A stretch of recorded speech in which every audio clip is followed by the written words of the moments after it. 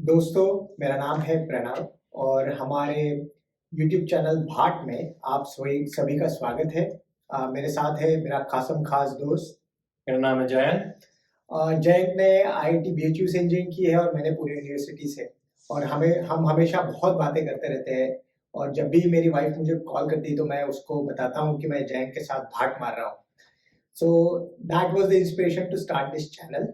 और आज हमारे साथ है गौरव सिन्हा, जिन्होंने आईआईटी बीएचयू से 2006 में इंजीनियरिंग कंप्लीट की है। Welcome Gaurav. Hello, hi, thanks for having me Pranav. Awesome. So आज हम गौरव से कुछ सवाल पूछेंगे उनके आईआईटी के एक्सपीरियंस के बारे में, उसके बाद के प्रोफेशनल जर्नी के बारे में और उनके पर्सनल इंटरेस्ट के बारे में। So hopefully this will be helpful for folks who are preparing for IIT, those who are studying in IIT as of now, or those who have completed their engineering and thinking about their post-grad or future professional journey. So एकदम शुरुआत से शुरू करते हैं गौरव। मुझे पहले जानना है कि यार तुम्हारा बचपन कहाँ बीता और बचपन में क्या बनना चाहते थे? सबसे पहले तो thank you Pranav for having me and thank you for putting me on spot है। आई थिंक ये बहुत अच्छा इनिशिएटिव लिया है आपने। आई होप इससे कुछ कंस्ट्रक्टिव निकल कर आए जो भी लोग इसको देख रहे हैं या ऐसा आगे इंजीनियरिंग की तैयारी का सोच रहे हैं। मेरा बचपन बीता गंगा किनारे प्रयागराज इलाहाबाद जो कि पहले होता था उस शहर में, तो वहीं पे बेसिकली स्कूलिंग हुई। वहीं पे पापा पोस्टेड थे काफ़ी टाइम, थोड़ा इधर उधर भी थे लेकिन हम लोग इलाहाबाद में ही रहते थे। और फैमिली बाकी जो थी वो आसपास कुछ लोग बनारस में भी थे, तो बनारस से मेरा हमेशा से रिश्ता एक रहा है। तो growing up it was fun, like typical laid back city. School जाना, स्कूल में मस्ती करना, स्कूल से आना, कोई लाइफ में प्रेशर नहीं। मुझे तो आज भी लगता है कि अगर मुझे रिटायरमेंट का मौका मिले तो मैं इंडिया में बड़े शहरों में रहना पसंद नहीं करूंगा, लेकिन जो इस तरीके के छोटे शहर हैं जहाँ पे लाइफ थोड़ा रिलैक्स्ड है, इलाहाबाद हो गया, प्रयागराज, बनारस, इस टाइप की, इन शहरों में रहना मुझे ज़्यादा पसंद आएगा। तो I had a very fun and very easy going sort of a childhood. That's amazing यार। तूने छोटे शहरों की बात की। मैं हमेशा देखता हूँ कि आज तो इंटरनेट की वजह से सब जगह कनेक्टिविटी बढ़ गया है, तो बड़े बड़े ड्रीम्स देखे जाते हैं। तुम्हारे बचपन के टाइम पे तुम क्या बनना चाहते थे? Did you have any inspiration कि यार मुझे पायलट बनना है या पता नहीं ट्रेन कंडक्टर, बस कंडक्टर बनना है? यार तब तो कुछ भी सोचते हैं हम लोग। मतलब ऐसा तो अब अगर हम सीरियस उसकी बात करें तो इंडिया में हर कोई उस 90s 80s के दौर में इंजीनियर डॉक्टर ही बनना चाहता था। सही। अब वैसे सपनों की बात करें तो सपनों में क्रिकेटर बनने का शौक था। सचिन तेंदुलकर को देख के सब लोग, आज के जमाने में विराट कोहली, और अब तो मुझे नाम भी नहीं पता है कौन कौन, Surya Kumar Yadav I think recently बहुत अच्छा। आईपीएल भी नहीं होता था। आईपीएल तो होता ही नहीं था। तो सचिन तेंदुलकर जब जब छक्के मारते थे पाकिस्तान के अगेंस्ट, तब तक हमको लगता था यार लाइफ में इनके जैसा ही बनना है। तो वो एक फैंटेसी थी, बट सीरियसनेस में आई थिंक ऐसा कभी सोचा नहीं। लेकिन जब 10th 12th की बात आई तो फिर यही हुआ कि इंजीनियरिंग डॉक्टरी में से कुछ है, जो कि अच्छा भी है लेकिन कुछ सेंस में ये भी है कि काफी रिस्ट्रिक्टिव भी है। आई थिंक आजकल हो सकता है इंडिया में थोड़ा कल्चर चेंज हुआ। मैंने ये सही कहा यार। आई रिमेम्बर मेरी बड़ी बहन है और पापा बोलते थे उससे तू डॉक्टर बन जा और मुझे कहते थे कि तू इंजीनियर बन जा, और वो थोड़ा होता ही है। बट लाइक ये स्पेसिफिकली आईआईटी से इंजीनियरिंग करने का कब डिसाइड किया और कैसे प्रिपेयर किया उसके लिए? सो देखिए, जब भी आप कुछ करना चाहते हैं तो आपको लगता है कि अच्छा हो। पापा मेरे डॉक्टर थे तो उन्होंने बोला बेटा तुमसे डॉक्टरी नहीं हो पाएगी, तुम सोते बहुत हो, इंजीनियरिंग ही कर लो, वो ज्यादा तुम्हारे लिए 4 साल में खत्म हो जाएगा, उसमें पढ़ना थोड़ा ज्यादा पड़ता है। तो मैंने कहा ठीक है भाई, चलो यही कर लेते हैं। तो ऐसे मेरा इंजीनियरिंग का डायरेक्शन स्टार्ट हुआ। I was also slightly lucky in some sense कि मेरे घर में मेरे कजन भैया वगैरह जो थे उनमें से कई सारे आईआईटी के थे, तो मुझे एक्सपोजर था पहले से, और कहीं ना कहीं एक प्रेशर भी था कि खुद को भी प्रूव करना है। तो मैं, जैसे हमारे संग बीएचयू में अल्टीमेटली बहुत से लोग आए जो कि छोटे छोटे शहरों से आए थे या जिनके घर में कोई नहीं था, मतलब आईआईटी तो छोड़िए कोई इंजीनियर भी नहीं था दूर दूर तक। तो मुझे लगता है उन लोगों ने काफ़ी ज़्यादा एफर्ट, उनका डिटर्मिनेशन, विल पावर ज़्यादा स्ट्रांग था क्योंकि उन्होंने खुद से काफ़ी एक्सप्लोर करके उस डायरेक्शन में गए। मेरे पास पहले से ही एक्सपोजर था और काफ़ी प्रेशर भी था इन सम सेंस, तो इसलिए I was in some sense lucky कि मेरे को पहले से ही था कि करना है, और बाकी तो फिर लक होता है, उसके बारे में हम और भी बात कर सकते हैं। नहीं ये I think that is true यार। एक थोड़ा मुझे याद है, मुझे आईआईटी के बारे में पहले पता चला मे बी मैं जब 11th स्टैंडर्ड में था, लेकिन आजकल मैं देखता हूँ बच्चे एकदम 6-7 स्टैंडर्ड से सब प्रिपेयर करना शुरू वो कर दिन देते दूर हैं। नहीं है जब क्लास 1 से ही लोग 40 करते बट यार इस पे आते हैं कि लाइक वो प्रिपरेशन जो तुम कर रहे थे, तो अभी तो काफी बदल गया है। बहुत सारे साधन अवेलेबल है, you are very well connected right. Yeah.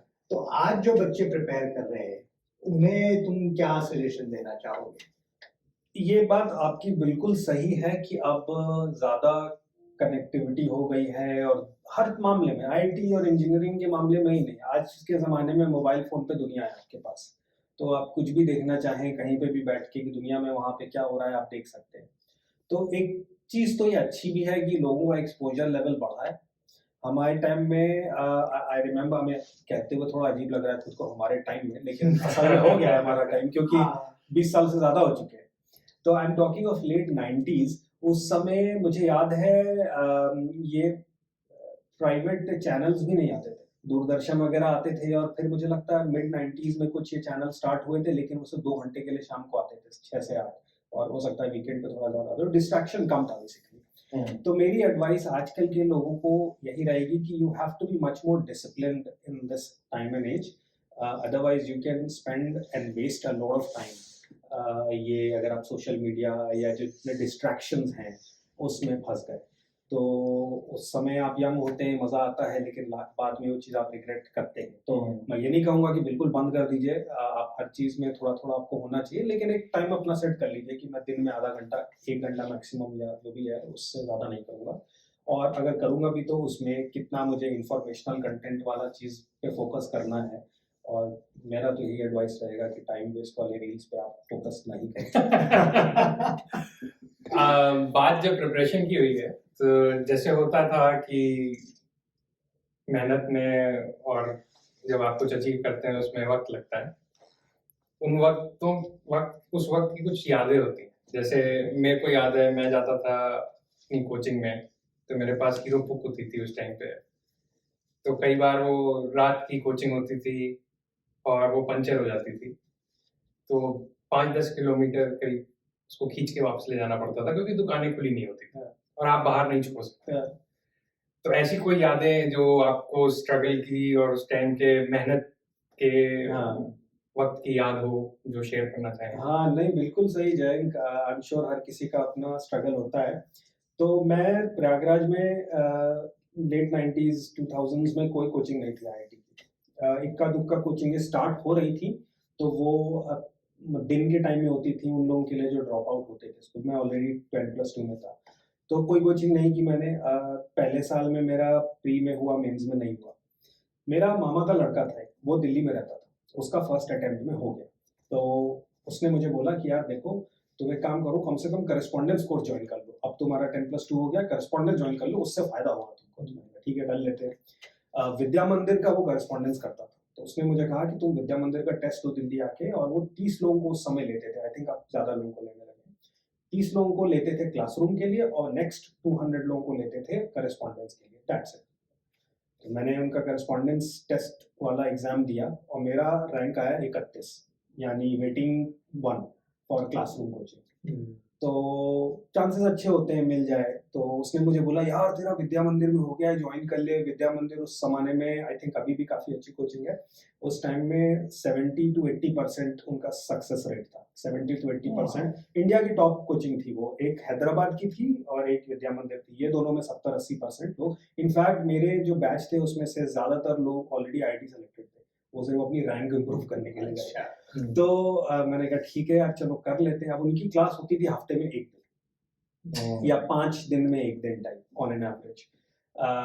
रोज रोज नहीं, बस 5 दिन में 1 दिन 2 घंटे की क्लास स्टैंडर्ड।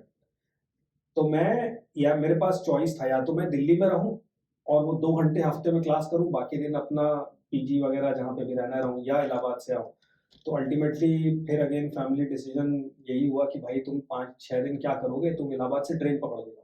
तो मुझे लगता है मैं बहुत ही यूनिक था कि मैं कोचिंग करने ट्रेन पकड़ के ओवरनाइट, प्रयागराज से दिल्ली जो है वो करीब 8-10 घंटे की ट्रेन है, तो ओवरनाइट ट्रेन पकड़ता था रात में 9 बजे और सुबह 4 बजे वो दिल्ली पहुंचती थी, 4-5 बजे।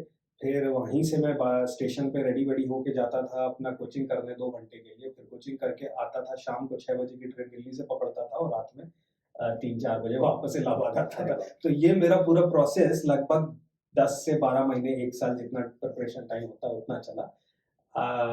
तो वो एक मतलब बड़ी यूनिक चीज थी, मतलब और क्लास में भी सब लोग हंसते थे क्योंकि उनको लगता था कि वो दिल्ली में थी, पंजाबी बाग करके एक एरिया है दिल्ली में, वहाँ पे वेस्ट हाँ। पंजाबी बाग।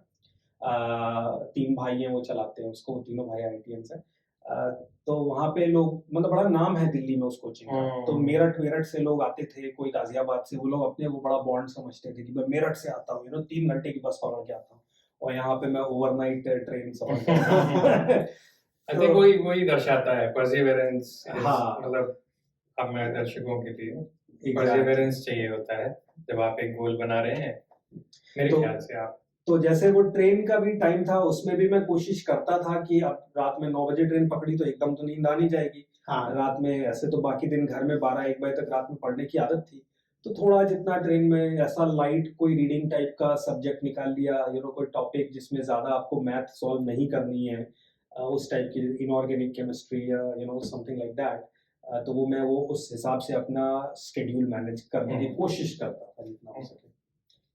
मेहनत तो है भाई, बहुत मेहनत करनी पड़ती है। और आई थिंक आपने जो कहा कि जो आप भी प्रिपेयर कर रहे हैं, क्योंकि कनेक्टिविटी है तो ज्यादा डिस्ट्रैक्शंस भी है, तो be discipline in your approach, use technology to your advantage and use every last minute which you have with you, right?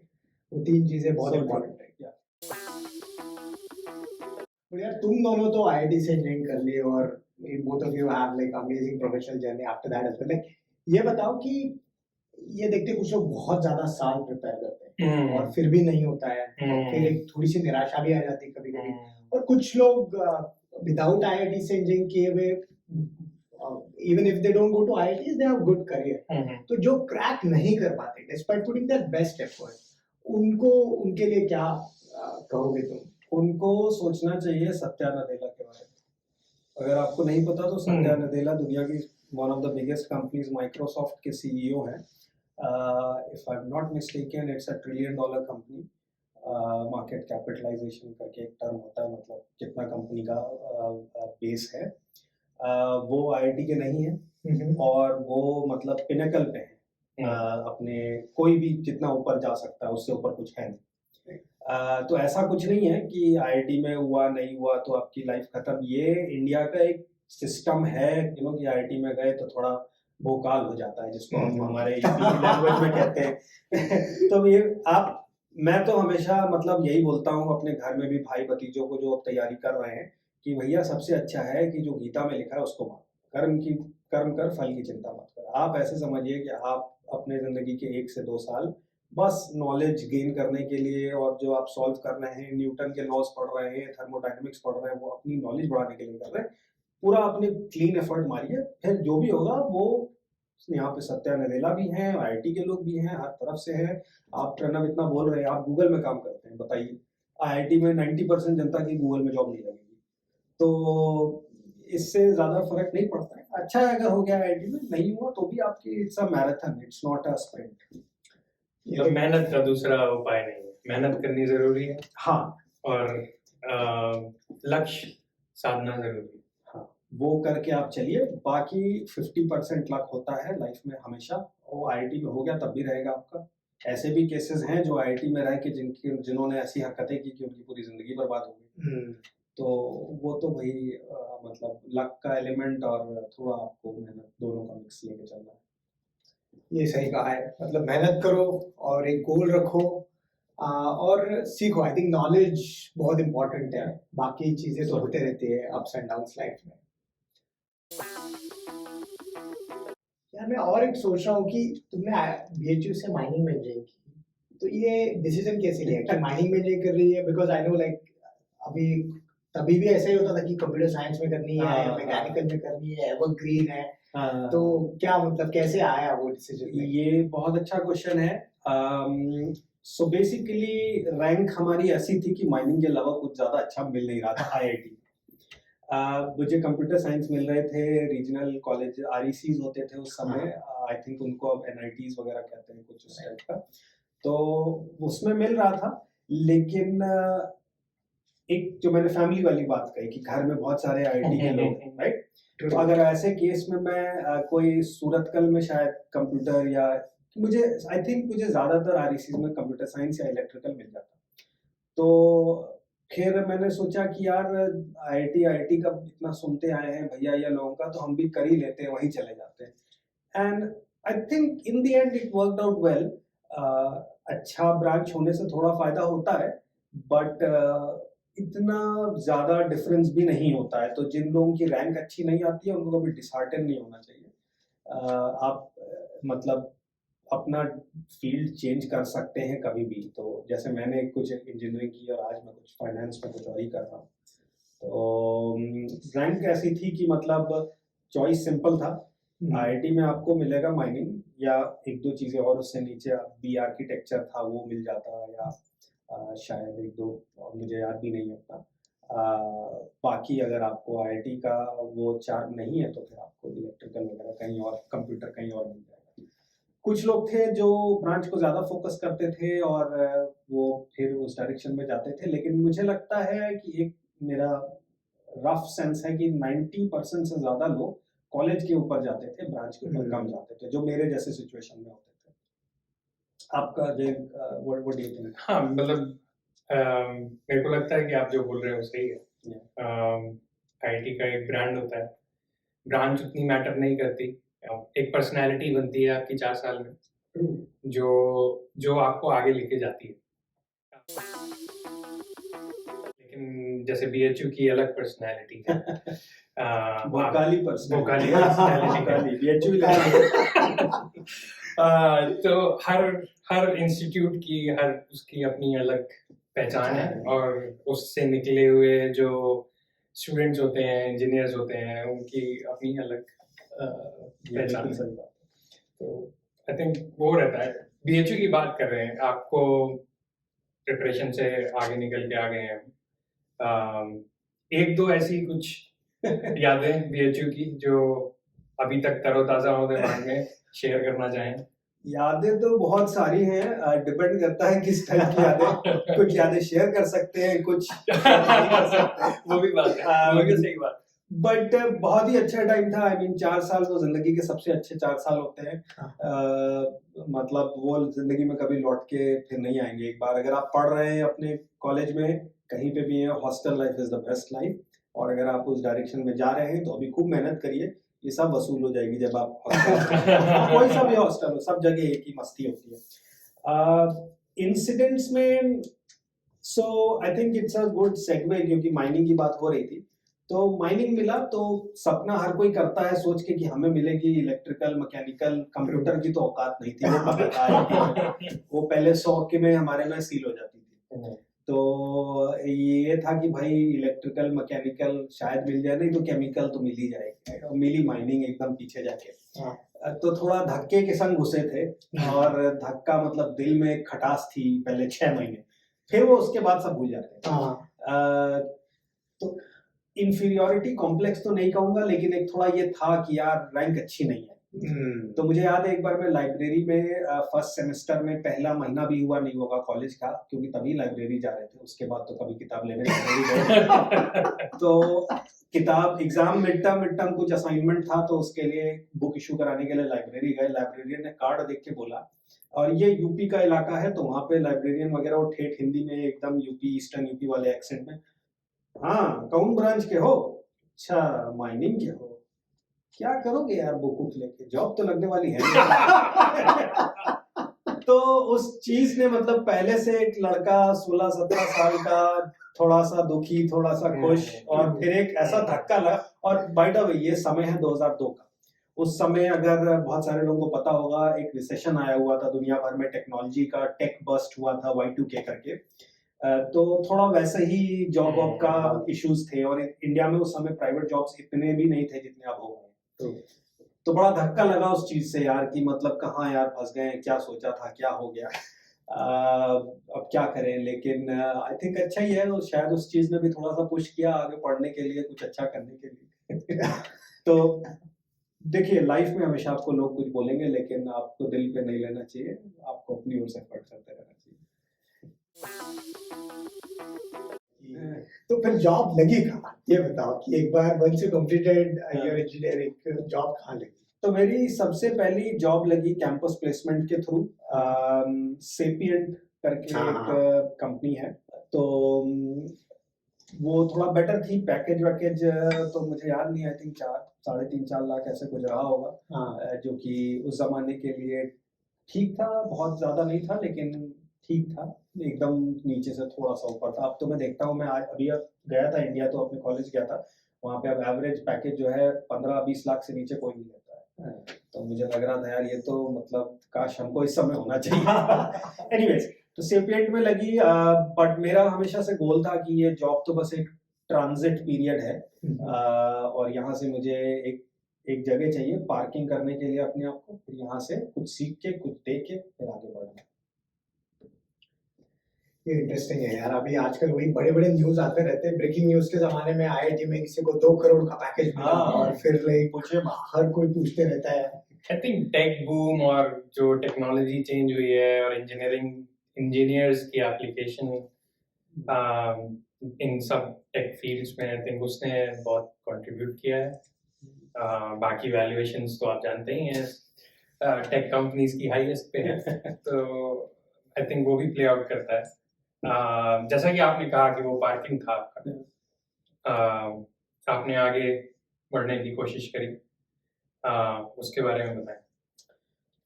तो हाँ, मतलब पार्किंग भी था, थोड़ा सीखने का टाइम मौका भी मिला।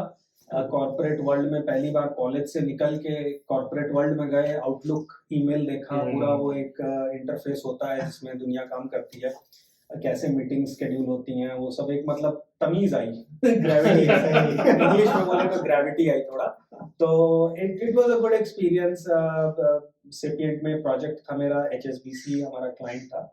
HSBC का इंश्योरेंस डिवीजन यूके में थे क्लाइंट, तो उनका बेसिकली मुझे डेटाबेस हैंडलिंग वगैरह करनी थी। अच्छा, so that was a good kind of first exposure, not first but in some sense I opted for that project, क्योंकि मैं जब कॉलेज में था तभी से मेरा थोड़ा सा दिमाग फाइनेंस की ओर जाने का बनने लगा था। और अच्छा। उसके पीछे रीजन ये है कि इंडिया की इकोनॉमी खुल रही थी, तो ये बैंक्स वैंक्स थोड़ा सा एक्सपोजर बढ़ रहा था, ये रिक्रूटमेंट के लिए आईटीज आने लगे थे। हमारे साल में पहली बार आए थे मॉर्गन स्टैनली, गोल्डमैन सैक्स। होना बहुत मुश्किल था, पूरे कैंपस में एक बंदे को लेते थे, अब तो खैर बहुत ज्यादा लेने लगे।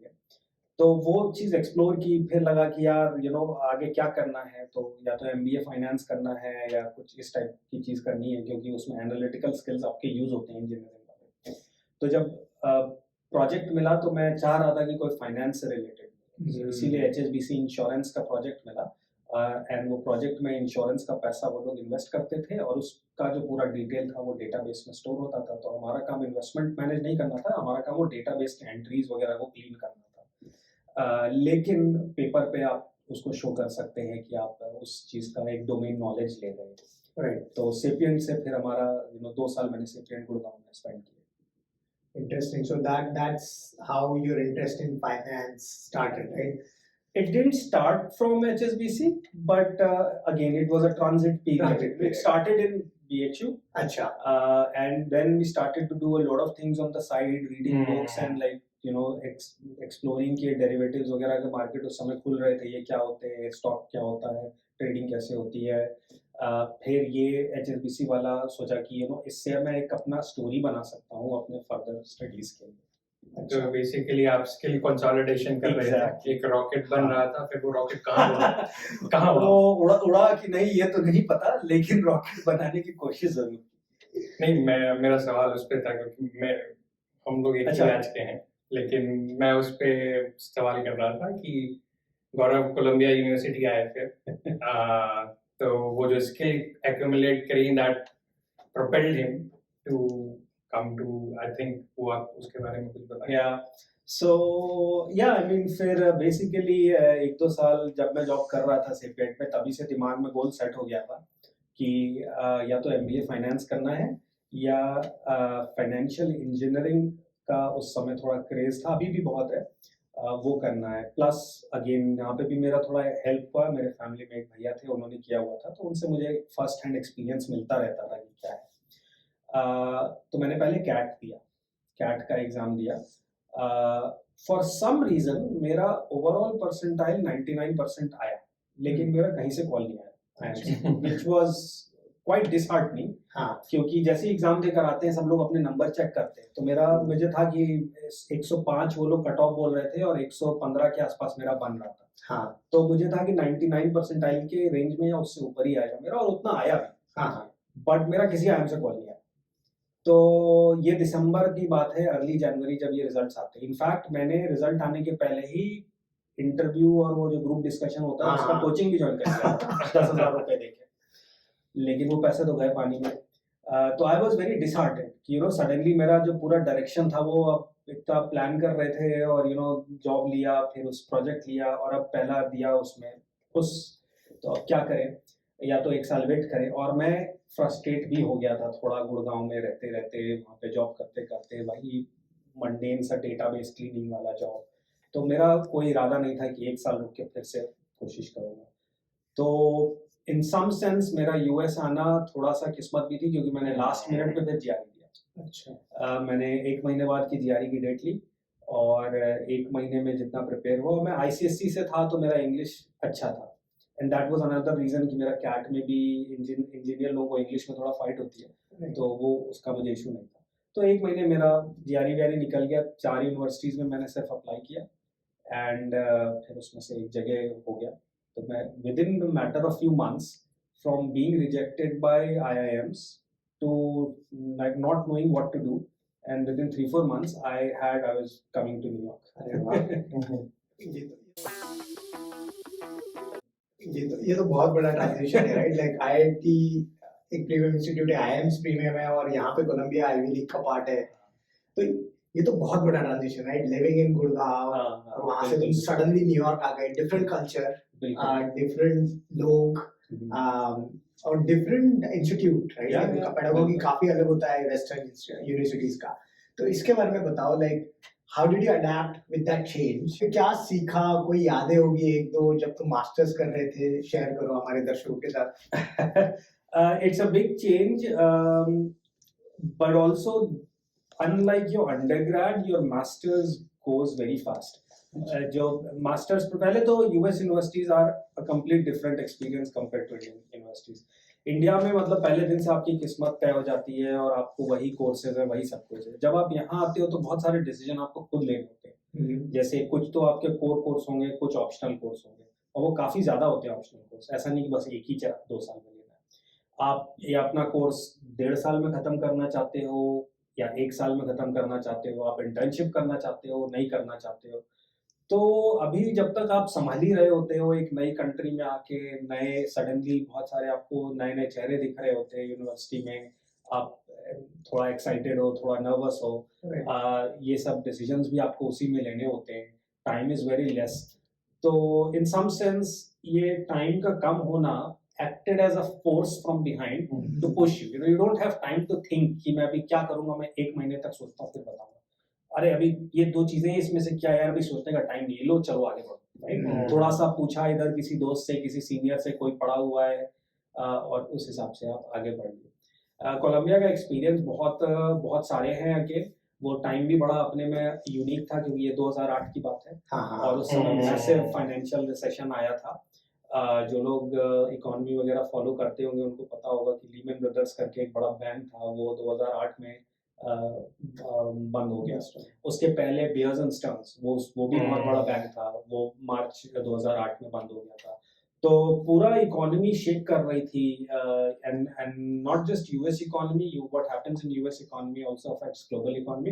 पूरा ग्लोबल रिसेशन आया हुआ था, और eight that time I was at the heart of capitalism in Wall Street, and completely new guy with no background trying to figure out कि क्या करना है। तो कभी-कभी मैं अपने आप को बहुत कोसता भी था कि मैं क्यों आ गया यार, मैं गुड़गांव में बढ़िया जॉब थी, 4 दोस्त थे, फ्लैट शेयर कर रहे थे, गुड़गांव में गेड़ी मार रहे थे। हर वीकेंड पार्टी होती थी, अच्छा खाना अच्छा खाना। खाना। जो लोग गुड़गांव में सही रहते बात। होंगे उन्हें वर्टेक्स के पीछे एक ढाबा है, उसके बारे में पता भी होगा शायद, अमेरिकन एक्सप्रेस और वर्टेक्स है वो, उसके पीछे एक ढाबा है, वो काफी फेमस ढाबा है for its own reasons.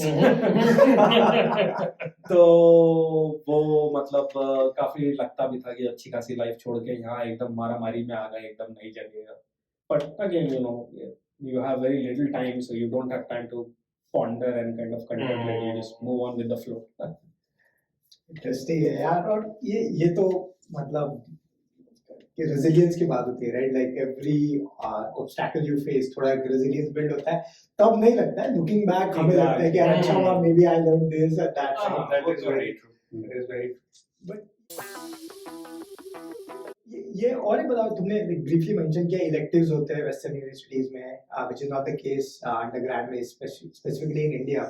But pedagogy में क्या डिफरेंस लगा तुम्हें? बिकॉज आई थिंक यहाँ पे मैंने जो देखा है उसमें थोड़ा ज्यादा फ्रीडम होता है, you debate with your professors, तो उससे काफी इनोवेशन भी उद्युक्त होता है, लाइक चालना मिलती है उससे, तो उसके बारे में बताओ।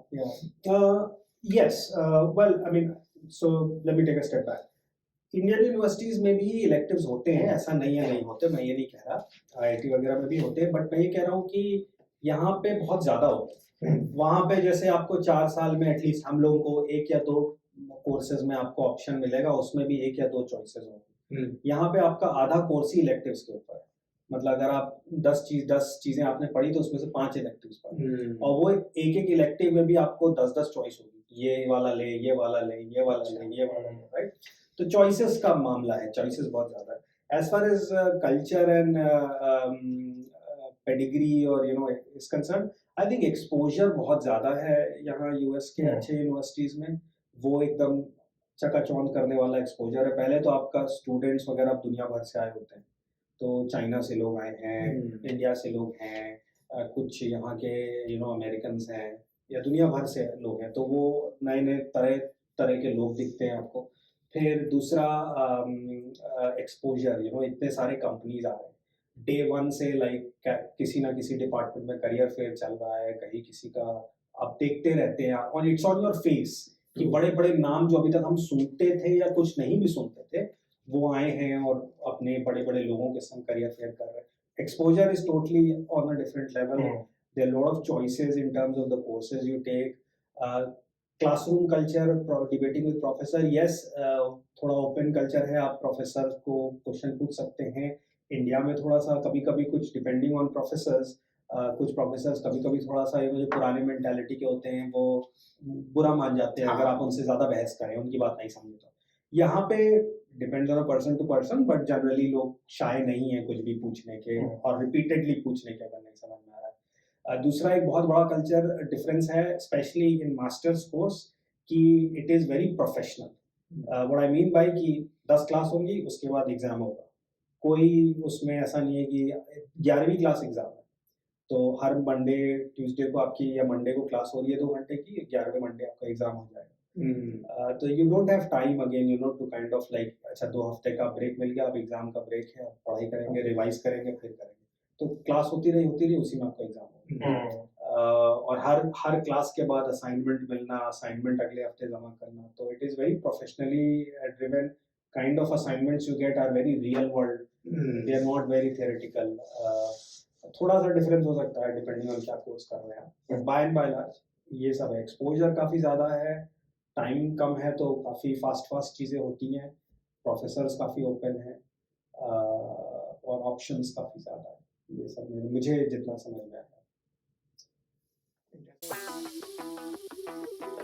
इसमें यार तुमने बीच में मेंशन किया कि तुमने जब कंप्लीट किया मास्टर्स तब फाइनेंशियल रिसेशन आया था, राइट? तो उसके बाद कैसा रहा career trajectory? Like job fairs वगैरह तो होते ही रहते हैं, but at that time market was very pretty down, right? तो फिर कैसा रहा जर्नी? उसके बाद क्या किया प्रोफेशनल? जर्नी डिफिकल्ट थी बहुत, सब मेरी ही नहीं, सभी जो भी मेरे संग थे। अगेन यहाँ पे भी थोड़ा लक आता है, कुछ लोग ऐसे भी थे मैंने देखे थे जो बहुत स्मार्ट थे, मेरे से कहीं ज़्यादा स्मार्ट थे, लेकिन उनका अंत तक जॉब नहीं लगा, उनको वापस अपना बुरिया बिस्तर लेके इंडिया जाना पड़ा और यू नो कुछ कुछ नहीं हुआ। उस समय रिसेशन तो आया ही था, प्लस ये भी था कि जो कंपनीज थे वो इंटरनेशनल लोगों को हायर नहीं कर सकते थे, क्योंकि ज़्यादातर स्पेशली फाइनेंस में कंपनीज ने सरकार से बेल आउट पैसा लिया हुआ था, उधार पे पैसा लिया हुआ था। तो one of the under riders of that loan from government was कि you can only hire a citizen of US. तो एक तो जॉब्स ही नहीं है, जो इक्का दुक्का जॉब्स है वो इंटरनेशनल स्टूडेंट्स के लिए नहीं है। तो वो काफ़ी चैलेंजिंग टाइम था, इसीलिए अच्छों का भी फिर कई जगह जॉब नहीं लगा था। But in some sense I got lucky कि मेरा कुछ अपने आईआईटी के कनेक्शंस के थ्रू कहीं पे बात हुई, वहाँ पे वर्ल्ड बैंक में मेरा जॉब लगा। और world bank is not a US government entity, it's a joint entity of 170-180 countries और सो। सो वहाँ के अपने काफ़ी डिफरेंट वीज़ा के वो हैं रूल्स और different category of visa, it's called as G4 visa. तो वहाँ पे they had no such restraints कि इंटरनेशनल लोगों को नहीं दे सकते। तो आई जस्ट गॉट लकी कि मेरा जो ग्रुप था वो ऐसे पर्सन को ढूंढ रहा था जिसने एक पर्टिकुलर टाइप का काम किया हो, और मैंने काफ़ी वो चीज़ें की थी अपने मास्टर्स में। फिर बाकी तो इंटरव्यू वगैरह में आपको जी जान से कोशिश करनी ही होती है, तो इसलिए आई somehow meandered and found my way into a non-US entity for the time being. ये होता है ना, ये जो भी बड़े इंस्टीट्यूट है, वर्ल्ड बैंक हो गया, यूनेस्को हो गया, यूएन हो गया, उनके बारे में क्या हो रहा है समझ में नहीं आ रहा है, but like they are producing different reports, हर कोई उनके रिपोर्ट्स को कोट करते रहता है। तो तुम्हें क्या लगा, like working in a world bank, मुझे पता नहीं तब तुम्हें कैसा लग रहा था? वाज इट लाइक अच्छा you are at the pinnacle, यार ये इतना बड़ा मतलब इंस्टीट्यूट है जिसका मैं भी पार्ट हूँ? मुझे अब लगता है कि वो बहुत अच्छा था, और यू नो आई लक से ही या कैसे भी I ended up some place awesome, but उस समय नहीं लगता, because I was very young and I was that was my first sort of a job after graduation. तो I was immature, I had less idea about the world and about the outside world. तो वैसे मतलब exposure वहाँ पे भी बहुत था, but मैंने थोड़ा फाइनेंशियल इंजीनियरिंग की थी जो मार्केट से रिलेटेड है, डे ट्रेडिंग, मार्केट्स, डेरिवेटिव, इन सब चीज के ऊपर। वर्ल्ड बैंक में जो काम होता है वो लॉन्ग टर्म होराइजन पे काम होता है कि 5 साल में कहाँ इकोनॉमी अच्छा कर रही है, कहाँ नहीं कर रही है, अफ्रीका में क्या हो रहा है, लैटिन अमेरिका में क्या हो रहा है, इस प्राइवेट एक्विटी एक टर्म होता है, वो काम वो लोग करते हैं। प्राइवेट एक्विटी मतलब जो स्टार्टअप कंपनियां हैं जिनको आपको कैपिटल रेज करना है, प्राइवेटली रेज करना है पब्लिक मार्केट्स के थ्रू, तो उसका जो इन्वेस्टमेंट एडवाइस है वो इमर्जिंग और फ्रंटियर कंट्रीज में वो वर्ल्ड बैंक का main. World bank basically 5 bank है, उसमें से आईएफसी एक बैंक है, इंटरनेशनल फाइनेंस कॉर्पोरेशन, वो ये काम करता है। तो मैं आईएफसी में था, तो काफ़ी बहुत अच्छा मतलब जॉब है। वहाँ पे जो लोग रहते हैं वो पूरा अपनी ज़िंदगी उसी में निकाल देते हैं, and the kind of people you meet are like finance ministers and अगर थोड़ा छोटी कंट्री है तो प्राइम मिनिस्टर, प्रेसिडेंट या जो भी उस कंट्री है, because you are intimately involved with policy making, financial policy making of that country. So as you go senior in World Bank, you will be interacting with some policy makers of these countries and central bankers. तो वो एक अलग ही दुनिया है। But again मेरे को उस समय इतनी समझ नहीं, तो मुझे लगा कहाँ फंस गया हूँ यार, मेरे को अफ्रीका में क्या हो रहा है उससे क्या मतलब है, मुझे जाना है वॉल स्ट्रीट में, न्यूयॉर्क में, और ट्रेडिंग क्या हो रही है, मार्केट ऊपर जा रहा है, नीचे जा रहा है। तो वही है, मतलब कुछ चीज़ें किस्मत होती हैं, वही चीज़ अगर आपको लाइफ में आगे मिलती तो आप उस चीज़ को ज़्यादा वैल्यू करते हैं। तो I think the lesson here is कि जो अभी आप जिस फेज से जा रहे हैं, जो हो रहा है उसको भी वैल्यू करिए, don't just think you know ये तो एक कभी बेकार है। अगर आप प्रिपरेशन कर रहे हैं तो it's a good time to absorb knowledge, don't just take it like as you know किसी तरीके से निकले और एग्जाम। तो इस फेज को भी आप समझिए, इस फेज का आपको यूज होगा। फिर वर्ल्ड बैंक के बाद आपने क्या, अब एज उस टाइम आपने जैसे बोला कि आपने सोचा ये ठीक नहीं है हमारे लिए, तो उसके बाद क्या? हाँ, वर्ल्ड बैंक से मैंने करीब 1.5 साल काम किया वहाँ पे, अच्छा काम रहा, बट वही है जैसा मैंने आपको बताया कि थोड़ा मेरे एक अंदर से इच्छा थी कि मैं वापस न्यूयॉर्क आ सकूँ। वर्ल्ड बैंक वॉशिंगटन डीसी में थोड़ा सा करीब 400-500 किलोमीटर दूर है न्यूयॉर्क से, तो जब तक आप न्यूयॉर्क में पाँव डाला, आपने कुछ दोस्त बने, कुछ चेहरे आपको समझ में आए, तब तक आप दूसरी जगह चले गए। तो फिर आप थोड़ा होम सिक भी हो गए, तो मेरे को वापस न्यूयॉर्क आने का था, इच्छा थी।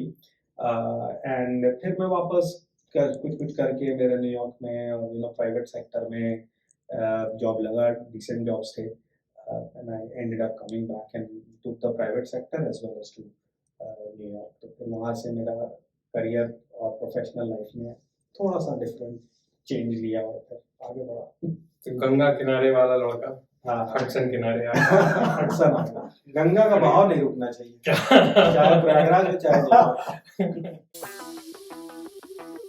काफी इंटरेस्टिंग। न्यूयॉर्क के लाइफ के बारे में बताओ, एक अट्रैक्शन है, वर्ल्ड का कैपिटल कहा जाता है न्यूयॉर्क को।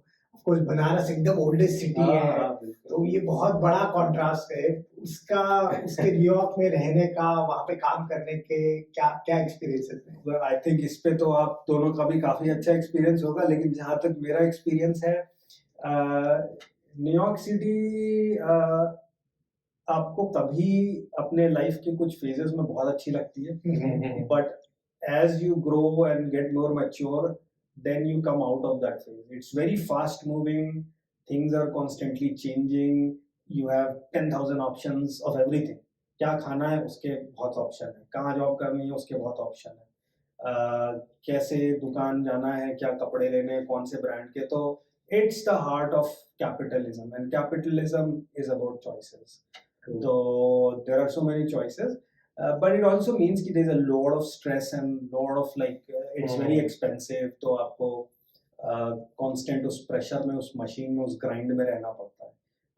प्रयागराज, इलाहाबाद, बनारस या even forget India, US के और जो शहर हैं उनमें भी इतनी लाइफ नहीं है। न्यूयॉर्क एक अलग ही कंट्री है।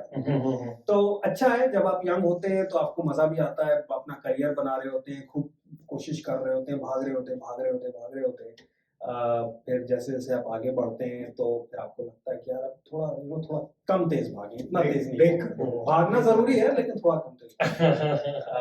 तो अच्छा है, मतलब न्यूयॉर्क में भी अगर आप की कुछ हॉबी है, कोई भी हॉबी हो सकती है, आप दुनिया की कोई भी हॉबी पिक कर लीजिए, उसके आपको यहाँ पे चॉइसेस मिल जाएंगे। वो कोई तरीके का स्पोर्ट्स हो सकता है, कुछ म्यूजिक सीखना हो सकता है, या कुछ फॉरेन लैंग्वेज सीखना हो सकता है, कुकिंग हो सकती है, व्हाटएवर। उसको it's all New York is all about choices, तो हर चीज के नाम में बहुत चॉइस है। ये तो आई थिंक न्यूयॉर्क के ब्रांडिंग में होना चाहिए, New York is all about choice. ये सही बात है। जैसे अपना इंडिया का है ना उत्तर प्रदेश टूरिज्म, वैसे न्यूयॉर्क टूरिज्म में जाके अभी ट्विटर पे ढूंढता हूँ।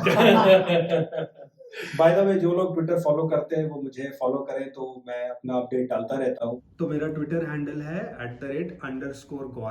@_Gaurav_Sinha। अच्छा मतलब अभी लाइफ अभी और बहुत आगे है आपके, बहुत और माइलस्टोन्स बचे हैं, आप और तरक्की करेंगे। मेरे को स्टीव जॉब्स का एक वो याद आता है, you can never connect the dots looking forward, you can always connect the dots looking backwards.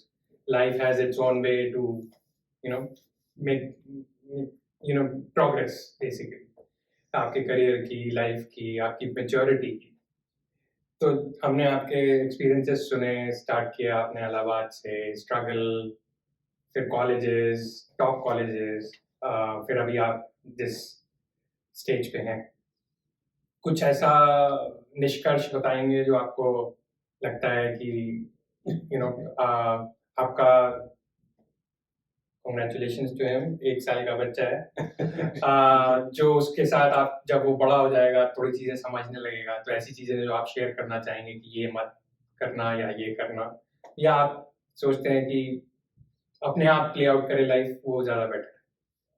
I think कहीं ना कहीं बीच में है इसका answer. Looking backwards I would say कि सबसे अच्छा टाइम आपका कॉलेज का होता है, तो आपके जो ऑडियंस तैयारी कर रहे हैं उनको they should be really looking forward to it and put your time, just go through this phase. The next phase is very sweet and one of the most memorable phases of your life. Again, it really doesn't matter आप कहाँ जाते हो, in the end it all works out. 4 साल आपका खूब मस्ती होगी, पढ़ाई भी करिएगा लेकिन जरूर, हमने थोड़ी पढ़ाई कम की थी, इसीलिए हम भाग नहीं रहे हैं, थोड़ा रुकना चाहते हैं। But one of the things which I come to believe now is कि आप हर चीज लाइफ में कंट्रोल नहीं कर सकते। अपना डायरेक्शन, अपना जॉब, अपना जेई का रैंक, अपना आईआईटी, अपना कौन सी ब्रांच, वो बचपन से, मतलब जब आप अभी स्टेज में हैं तो आप कौन से कॉलेज में जाना है, कौन सी ब्रांच लेनी है, या उसके आगे निकलेंगे तो किस कंपनी में जॉब लगेगी, वहां जॉब लग गई तो प्रोजेक्ट कौन सा होगा, प्रमोशन कब मिलेगा, हर चीज आप कंट्रोल नहीं कर सकते। तो उन चीजों के बारे में आपको इतना ज्यादा टेंशन भी नहीं लेना चाहिए। आप टेंशन लेके अपना नुकसान ही करेंगे। You should try to focus on things that you can control and don't worry about things that you can not control. तो व्हाट यू कैन कंट्रोल कि भैया मुझे कितने घंटे पढ़ना है, मुझे टिकटॉक करना है कि नहीं करना। टिकटॉक तो खैर बैन हो गया है, इंस्टाग्राम के रील्स वगैरह करने हैं कि नहीं करने, ये चीजें आपके हाथ में है। तो इन चीजों के बारे में आप टेंशन लीजिए, इनको आप कंट्रोल करिए। लेकिन मेरा अल्टीमेटली कौन से कॉलेज में होगा या कौन सी रैंक आएगी वो आपके हाथ में नहीं है। उसमें एक रैंडमनेस या लक का फैक्टर है 50% या जितना भी है, उसके बारे में आप छोड़ दीजिए चिंता। जो चीज़ आपकी कंट्रोल में नहीं है उसका आप चिंता करें क्या करें, और ये हमेशा लाइफ में आपको आएगा। तो don't waste time thinking about what you can not control, waste time thinking about things that you can control. That's how I try to be, but it's easier said than done. जब आपको सच में सामने कुछ दिख रहा होता है तो करते ही, बट ये चीज ध्यान रखनी चाहिए कि कंट्रोल हर चीज को आप नहीं कर सकते। बहुत ही गहरी बात है, बहुत ही पढ़ने की बात है। अरे बनारस के हैं ये बीएचयू के लोग ही क्यों बनारस कोशिश करना कि रैंक आए तो बीएचयू मिले।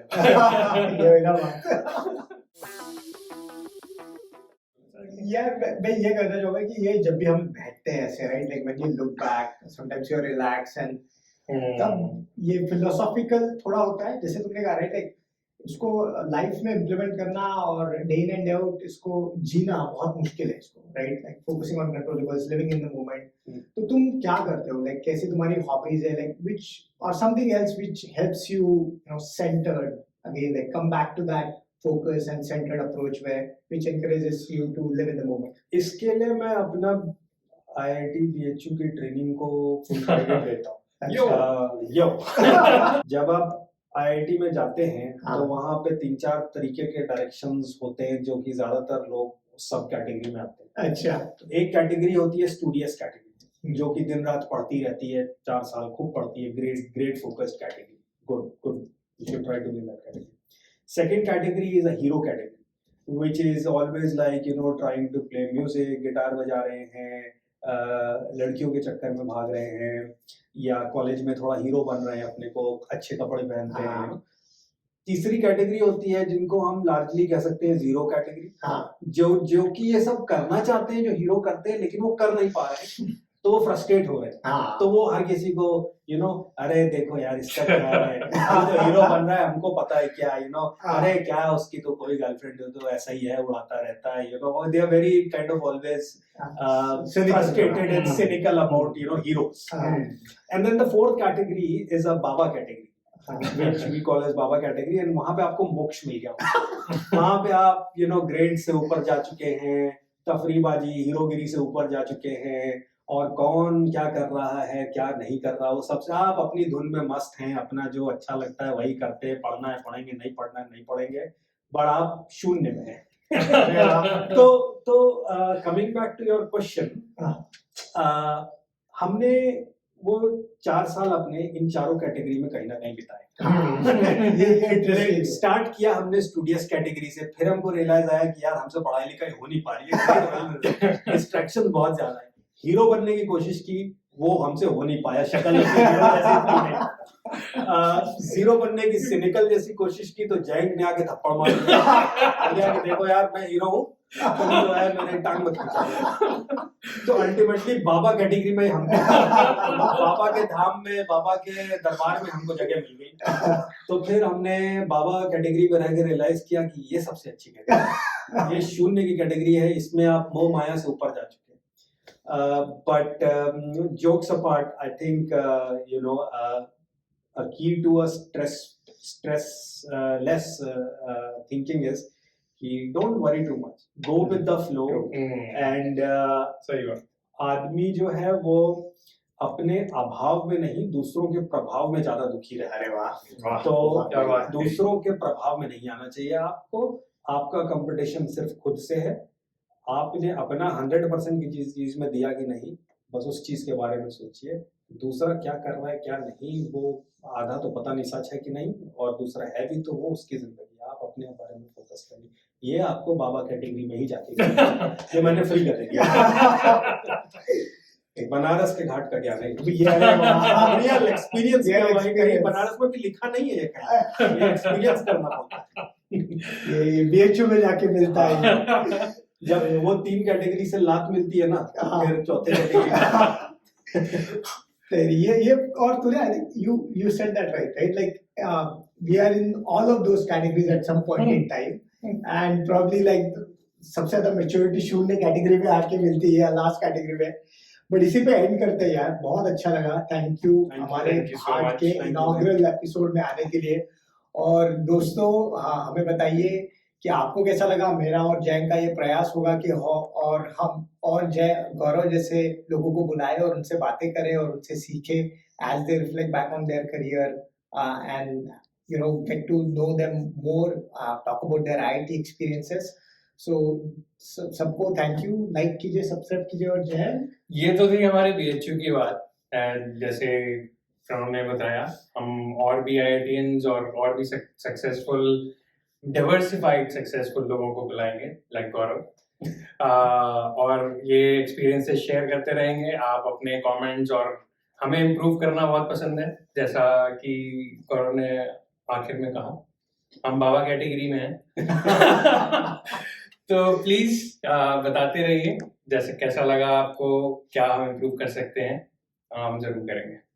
Thank you so much. Thank you Jayant, thank you Pranav, all the best to your channel. आप लोग सब इनके चैनल को जरूर सब्सक्राइब करिए। All the best and Don't forget to like, share, subscribe and comment on this video.